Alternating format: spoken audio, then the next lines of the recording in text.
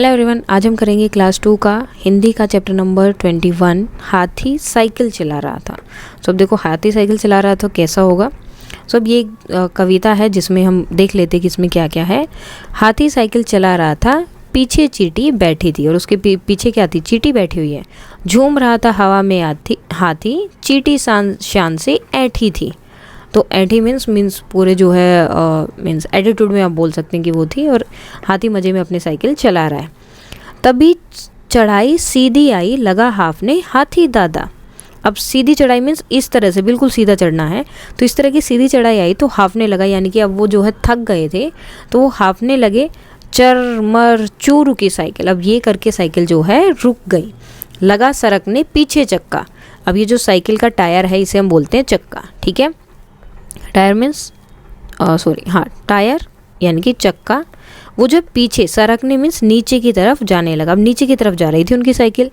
चींटी चट कूदी साइकिल से, चींटी जो है एकदम से साइकिल से कूद गई। बोलो मत घबराना दद्दा, और बोली कि दद्दा जो है आपको घबराने की ज़रूरत नहीं है, आप पाँव पैडल पर मारो, मैं हूँ न देती हूँ धक्का।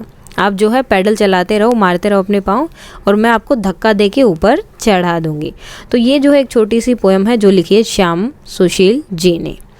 तो अब जो है इसे हमें करना है पूरा। अब ये जो पोएम थी इसी को हमें कहानी बनाना है। आइए इस कविता पर एक कहानी बनाए, दिए गए खाली स्थान को भरकर कहानी पूरी कीजिए।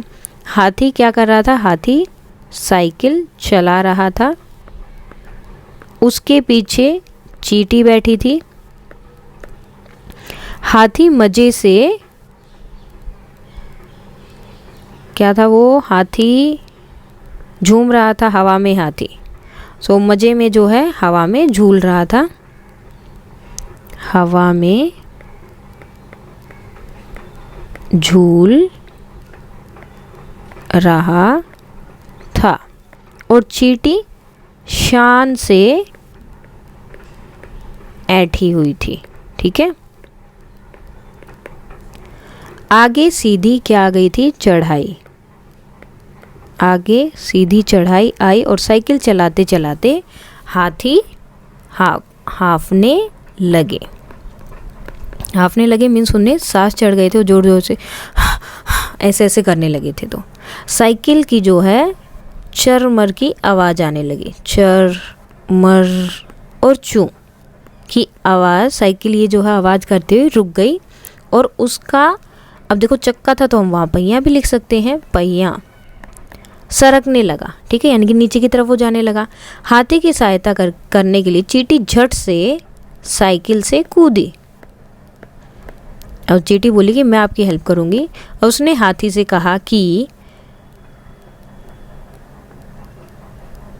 दद्दा, हाथी दद्दा, उन्होंने क्या बोला था, हाथी दद्दा आप बिल्कुल भी मत घबराएं, आप बस पैडल पर अपने पाँव मारो, मैं हूँ ना, मैं देती धक्का, मैं जो है अभी धक्का लगा दूंगी और हम जो ऊपर पहुँच जाएंगे। इस कविता में भी एक कहानी छुपी है, आप इस कहानी को आगे बढ़ाइए। चींटी ने साइकिल को जोर से धक्का दिया पर साइकिल आगे ही नहीं बढ़ रही थी। तो अब आपको बताना है कि आगे क्या हुआ होगा। अब देखो, चींटी ने साइकिल को जोर से धक्का मारा पर साइकिल आगे ही नहीं बढ़ रही थी, तो आगे क्या हुआ होगा, तो ये स्टोरी हमें बतानी थी। चींटी जो है उदास हो गई। तभी हाथी बोला कि उदास मत हो, और यह कह के, इतना कहते उसने क्या किया, हाथी ने साइकिल को अपने हाथों में उठा लिया, क्योंकि हाथी तो आराम से साइकिल को उठा सकता है ना। और उस पहाड़ी पर जहाँ पर वो नहीं चढ़ पा रहे थे, उस रास्ते पर, उस पर चढ़ गया। दोनों ने फिर से साइकिल, और वहाँ पर चढ़ने के बाद दोनों फिर से साइकिल पर बैठ गए और अपने रास्ते पर चल पड़े। उसके बाद में ये कहानी आपको लिखनी है कि इसमें क्या क्या है। ऊपर दिए गए चित्रों में कहानी छुपी है, छुपी कहानी को अपने शब्दों में लिखिए। तो अब इसमें क्या है, इसमें देखो एक खरगोश और कछुआ है जो दोनों बहुत अच्छे दोस्त हैं। तो एक दिन उन्हें जो है एक भेड़िया दिखता है जो उन दोनों को जो है खाना चाहता था, यानी कि उनका शिकार करना चाहता था।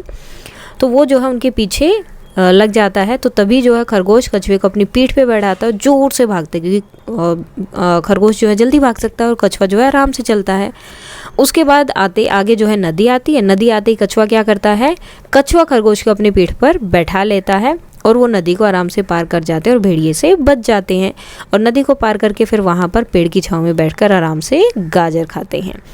सो इसका जो रिटर्न वाला है वो नेक्स्ट जो PDF है उसमें मिलेगा आपको, तो वो हम तब करेंगे, उसके साथ में लिखा हुआ है वो। अब डरो मत, ये एक छोटी सी कहानी है। नरेंद्र को चंपक का पेड़ बहुत पसंद था। तो ये जो पेड़ है इसे हम क्या बोलते हैं, चंपक का पेड़। चंपक के पेड़ पर लटक कर झूलना उन्हें और भी पसंद था। चंपक का यह पेड़ उनके मित्र के घर लगा हुआ था। नरेंद्र 8 साल की उम्र से ही अपने मित्र के घर खेलने जाया करते थे। हर दिन की तरह वे चंपक के पेड़ पर झूल रहे थे। तो झूल रहे थे तभी जो है उनके मित्र यानी कि उनके दोस्त हैं जो उसके दादाजी वहाँ गए और बोले, नरेंद्र पेड़ से उतरो, दोबारा इस पेड़ पर मत चढ़ना। तो अब जैसे ही ये बोला तो वो बोला कि ऐसा क्या जो मैं इस पेड़ पर न चढ़ूँ, मैं तो हमेशा ही खेलता हूँ। तो पूछते क्यों दादाजी? सो वो बोले कि इस पेड़ पर एक दैत्य रहता है। दैत्य मीन्स राक्षस जो है वहाँ रहता है। सो नरेंद्र पूछते हैं कि उसके बारे में और बताइए ना दादाजी। तो दादाजी को डर था कि कहीं पेड़ की डाल न टूट जाए तो नरेंद्र पेड़ से गिर पड़ेंगे, और पेड़ से गिरोगे तो क्या होगा, चोट लग जाएगी। तो इसीलिए उन्होंने बोला था कि पेड़ पर जो है एक दैत्य रहता है ताकि वो उस पर ना चढ़े और ना ही गिरे और ना ही चोट लगे। तो दादाजी ने बोला कि वह राक्षस दैत्य जो है बहुत डरावना है।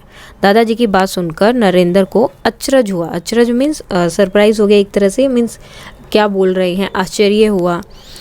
वो बोले दादाजी दैत्य के बारे में और बताइए ना। तो और भी पूछने के लिए बोला। तो वह पेड़ पर चढ़ने वालों की गर्दन तोड़ देता है। दादाजी ने बोला कि जो भी पेड़ पर चढ़ता है उसकी गर्दन को तोड़ देता है। नरेंद्र दादाजी की सारी बातें सुन आगे बढ़ गए। यह देख दादाजी मुस्कुराए और वे भी आगे बढ़ गए। तो सारी बातें सुन ली, नरेंद्र वहाँ से चला गया तो दादाजी भी चले गए। उन्हें लगा कि बालक दैत्य की बात सुनकर डर जाएगा। दादाजी को लगा था कि नरेंद्र को मैंने बोल दिया ना कि यहाँ राक्षस रहता है तो वो इस पेड़ के पास नहीं जाएगा, क्योंकि वो डर गया होगा और वह पेड़ पर नहीं चढ़ेगा और उसे चोट भी नहीं लगेगी। लेकिन दादाजी जैसे ही कुछ आगे बढ़े, नरेंद्र फिर से पेड़ पर चढ़ गया और डाल पर झूलने लगा। वो फिर से चढ़ा और फिर से झूलने लग गया। तभी उसका मित्र जो उसका दोस्त था वहाँ पर, वो जोर से चिल्ला रहा है, नरेंद्र तुम दादाजी की बात नहीं सुनी? कि तुमने जो बात नहीं सुनी दादाजी ने क्या बोला था? वह दैत्य तुम्हारी गर्दन तोड़ देगा, जो राक्षस इस पेड़ पे रहता है ना वो गर्दन तोड़ देगा, अभी तो बताया दादाजी ने। तो नरेंद्र ने हंस के कहा, तुम भी कितने भोले हो। अगर दादाजी की बात सच होती तो मेरी गर्दन टूट चुकी होती, लेकिन ऐसा नहीं हुआ। या फिर ऐसा हुआ है क्या? तो बोलता नहीं। तो अब देखो, वो तो पहले से ही उस पेड़ के ऊपर झूलता था ना। अगर दैत्य होता और वो गर्दन तोड़ देता तो कब की तोड़ देता उसकी गर्दन को। तो तब वो तो अपने दोस्त को बोलता कि पहले ही टूट चुकी होती, अब तक थोड़ी दैत्य वेट करता कि दादाजी मुझे बताएंगे और उसके बाद गर्दन टूटेगी। तो बोलता है कि इसलिए अब मेरी गर्दन नहीं टूटेगी क्योंकि दैत्य है ही नहीं। यही तो, किसी ने तुमसे कुछ कहा है उस पर यकीन मत करो, खुद सोचो, इसलिए डरो मत। तो कोई भी कुछ भी बोल दे तो कभी ऐसे ही नहीं कि हाँ इसने बोला है तो सही होगा। पहले खुद से देखो, उसके बारे में सोचो, फिर उस पर यकीन करो अगर करना है तो। ऐसे ही बिना बात में डरने का कोई फ़ायदा नहीं है। और आगे चलकर यही बालक नरेंद्र स्वामी विवेकानंद के नाम से प्रसिद्ध हुए, जिसे हम स्वामी विवेकानंद भी बोलते हैं। स्वामी विवेकानंद बचपन से ही निडर में जो डरते नहीं हैं और समझदार थे। और ये स्टोरी लिखी है आस्तिक सिन्हा ने। सो ये था आपका चैप्टर। और इसका जो ये खरगोश और ये वाली स्टोरी है, ये अभी PDF में जिसमें हम वर्ड मीनिंग और क्वेश्चन आंसर करेंगे, उस PDF में आपको इसकी स्टोरी भी मिल जाएगी जो आपको लिखनी है। और तो अभी इसके वर्ड मीनिंग वगैरह हम कर लेते हैं। सो अब जो है हम हाथी वाली जो स्टोरी है आपकी, हाथी चला साइकिल पर, तो उसके जो है जो सबसे पहले आपकी कछुए उसकी कहानी थी खरगोश की, उसको पूरा करते हैं। उसके बाद शब्द अर्थ वगैरह सब करेंगे। तो उस कहानी का आप नाम लिख सकते हैं, कछुए और खरगोश की दोस्ती। सो क्या लिखेंगे आप स्टार्टिंग से कि एक बार की बात है, एक खरगोश और एक कछुआ बहुत अच्छे दोस्त थे। एक दिन वो दोनों कहीं जा रहे थे, तभी उन्हें एक भेड़िया दिखाई देता है जो उन्हें खाना चाहता था। तभी खरगोश जो है कछुए को अपनी पीठ पर बैठाता है और वहाँ से भाग जाता है। और जैसे ही वो भागते हैं तो भागते हुए रास्ते में उन्हें एक नदी मिलती है। और जैसे ही नदी आती है, नदी के आते ही कछुआ खरगोश को अपनी पीठ पर बैठा ले। देखो पहले खरगोश ने कछुए को बैठाया क्योंकि वो आराम से जल्दी भागता है इसलिए। और जैसे ही नदी आई तो कछुए ने खरगोश को अपनी पीठ पर बैठा लिया और दोनों नदी को पार करके दूसरी तरफ पहुंच जाते हैं और भेड़िए से बच जाते हैं।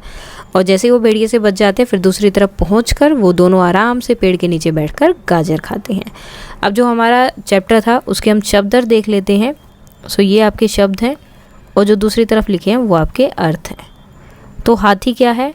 हाथी एक विशालकाय जानवर है जो मोस्टली जंगल में रहता है। साइकिल एक 2 पहिया वाहन जिसके 2 पहिए होते, टायर होते हैं, जिसे पेडल मारकर चलाया जाता है।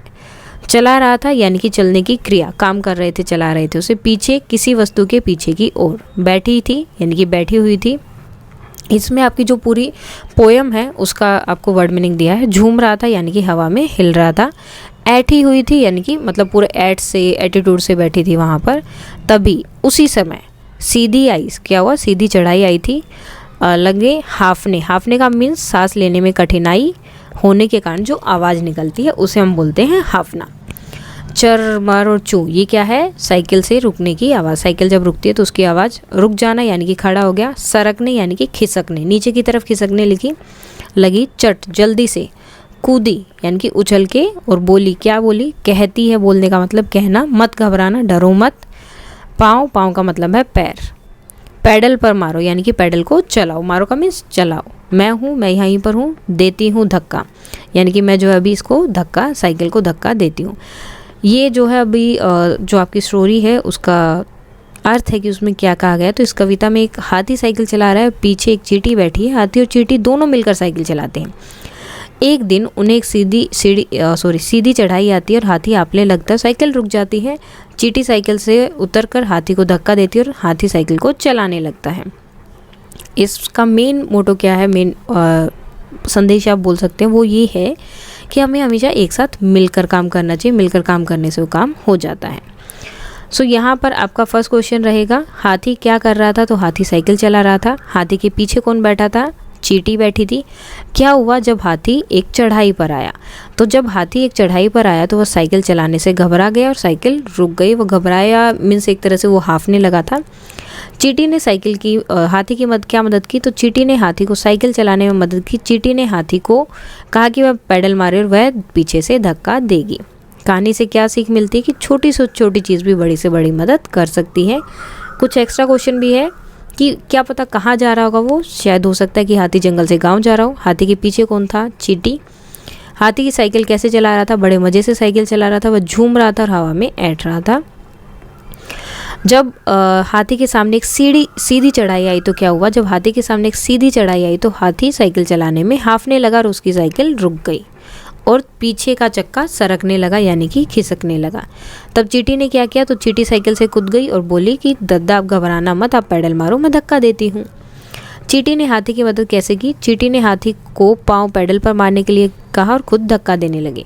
हाथी और चींटी मिलकर क्या कर पाए? दोनों ने मिलकर साइकिल, वो चढ़ाई जो है वो साइकिल से पार करवा दी, खुद भी पार कर ली। हाथी ने साइकिल चलाना क्यों सीखा होगा? हाथी ने हो सकता है कि इसलिए सीखा हो ताकि वो अपने जंगल से अपने गांव की तरफ जल्दी जा सके। चींटी को हाथी का मदद करने का विचार क्यों आया? चींटी ने देखा कि हाथी परेशान है और वो उसकी मदद करना चाहती थी, तो इसलिए उसका विचार आया मदद करने का। इस कहानी से हमें क्या शिक्षा मिलती है? इस कहानी से हमें सीख मिलती है कि हमें कभी हार नहीं माननी चाहिए। अगर हम कोशिश करें तो हम कोई भी मुश्किल काम कर सकते हैं।